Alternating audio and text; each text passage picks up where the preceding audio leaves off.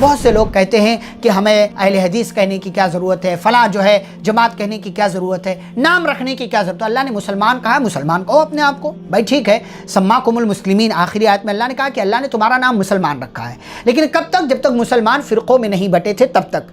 اب اگر آپ سے کوئی کہے کہ میں مسلمان ہوں تو آپ اس سے کیا پوچھیں گے؟ کون سا مسلمان؟ دیوبندی، بریلوی، شیعہ، پھر شیعہ میں مختلف فرقے، پھر جو ہے اور جو اپنے آپ کو مسلمان کے کتنے فرقے، کون سے مسلمان ہیں بھائی آپ؟ کون سے مسلمان ہیں؟ کیسے فرق ہوگا؟